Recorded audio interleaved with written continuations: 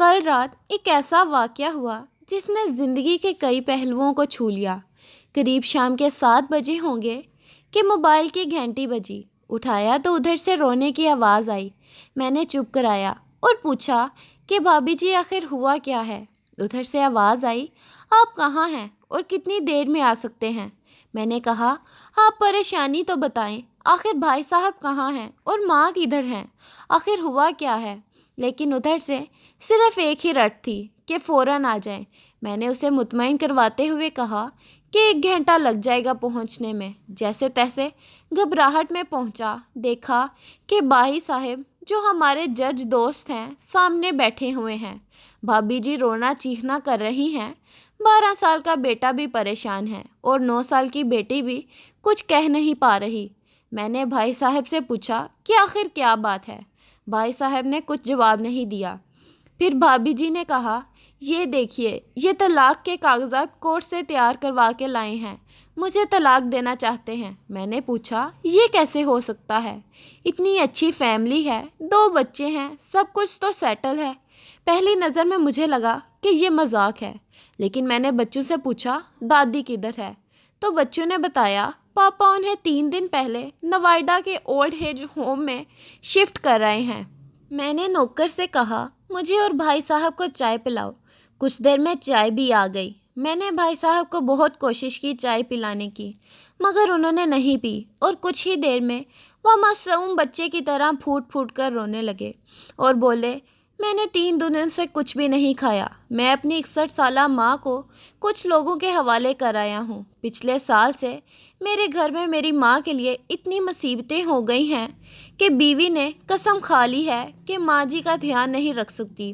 نہ تو یہ ان سے بات کرتی تھی اور نہ میرے بچے ان سے بات کرتے تھے۔ روز میرے کورٹ سے آنے کے بعد بہت روتی تھی۔ نوکر تک بھی ان سے خراب طرح پیش آتے تھے اور اپنی منمانی کرتے تھے۔ ماں نے 10 دن پہلے بولا، مجھے اولڈ ایج ہوم میں ڈال دے۔ میں نے بہت کوشش کی پوری فیملی کو سمجھانے کی، لیکن کسی نے سیدھے منہ بات تک نہ کی۔ جب میں 2 سال کا تھا تب ابو انتقال کر گئے تھے۔ ماں نے دوسروں کے گھروں میں کام کر کے مجھے پڑھایا، اس قابل بنایا کہ میں آج ایک جج ہوں۔ لوگ بتاتے ہیں کہ ماں دوسروں کے گھروں میں کام کرتے وقت کبھی بھی مجھے اکیلا نہیں چھوڑتی تھی۔ اس ماں کو میں آج اولڈ ایج ہوم میں چھوڑ آیا ہوں۔ میں اپنی ماں کو ایک ایک دکھ کو یاد کر کے تڑپ رہا ہوں جو انہوں نے صرف میرے لیے اٹھائے تھے۔ مجھے آج بھی یاد ہے جب میں میٹرک کے امتحان دینے والا تھا، ماں میرے ساتھ رات بھر بیٹھی رہتی تھی۔ ایک بار جب میں اسکول سے گھر آیا تو ماں کو بہت زبردست بخار میں مبتلا پایا۔ پورا جسم گرم اور تپ رہا تھا۔ میں نے ماں سے کہا، تجھے تیز بخار ہے؟ تب ماں ہنستے ہوئے بولی، ابھی کھانا بنا کر آئی ہوں اس لیے گرم ہے۔ لوگوں سے ادھار مانگ کر مجھے یونیورسٹی سے LL.B تک پڑھایا۔ مجھے ٹیوشن تک نہیں جانے دیتی تھی، کہیں میرا وقت برباد نہ ہو جائے۔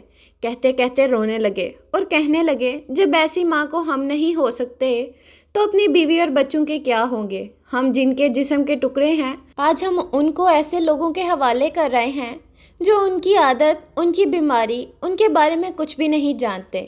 جب میں ایسی ماں کے لیے کچھ بھی نہیں کر سکتا تو میں کسی اور کے لیے بھلا کیا کر سکتا ہوں؟ آزادی اتنی پیاری ہے اور ماں اتنی بوجھ ہے تو پوری آزادی دینا چاہتا ہوں۔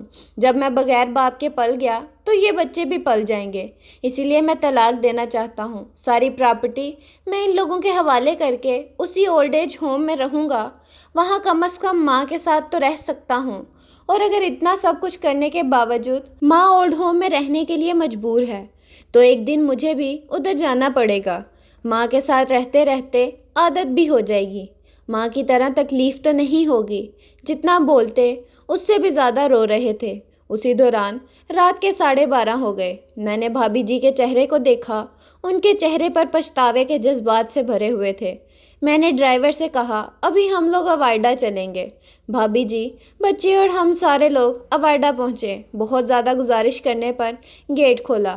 بھائی صاحب نے گیٹ کیپر کے پیر پکڑ لیے اور بولے، میری ماں اندر ہے، میں اسے لینے آیا ہوں۔ چوکیدار نے پوچھا، کیا کرتے ہو صاحب؟ بھائی صاحب نے کہا، میں ایک جج ہوں۔ اس چوکیدار نے کہا، جہاں سارے ثبوت سامنے ہیں تب تو آپ اپنی ماں کے ساتھ انصاف نہیں کر پائے، اوروں کے ساتھ کیا انصاف کرتے ہوں گے؟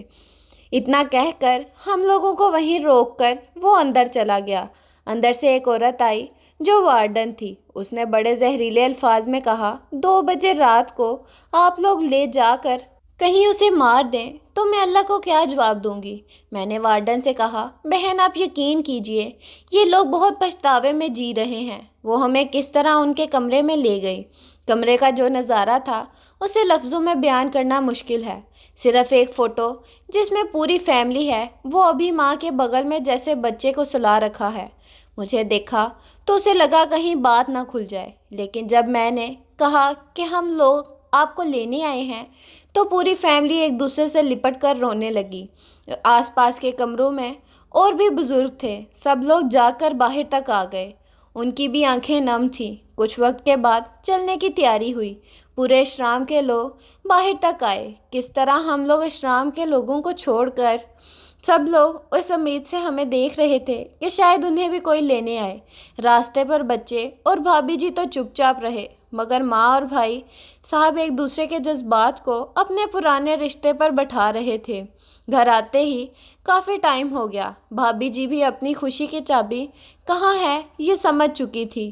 میں بھی چل دیا، لیکن راستے پر وہ ساری باتیں اور نظارے آنکھوں میں گھومتے رہے۔ ماں تو صرف ماں ہے، اسے مرنے سے پہلے نہ مارے۔ ماں ہماری طاقت ہے، اسے کمزور نہیں ہونے دیں۔ اگر وہ کمزور ہو گئی تو ثقافت کی ریڑھ کمزور ہو جائے گی، اور بنا ریڑھ کے سماج کیسا ہوتا ہے یہ کسی سے چھپا ہوا نہیں۔ اگر آپ کے آس پاس یا رشتہ دار میں کوئی اس طرح کا مسئلہ ہے تو انہیں ضرور یہ پڑھوائیں، اچھی طرح سمجھائیں، کچھ بھی کریں، لیکن ہمیں جنم دینے والی ماں کو بے سہارا نہیں ہونے دیں۔ اگر ماں کی آنکھ سے آنسو گر گئے تو یہ قرض کئی سالوں تک رہے گا، اور یقین مانیے سب ہوگا تمہارے پاس، لیکن سکون نہیں ہوگا۔ سکون صرف ماں کے آنچل میں ہوتا ہے، اور اس آنچل کو بکھرنے مت دیں۔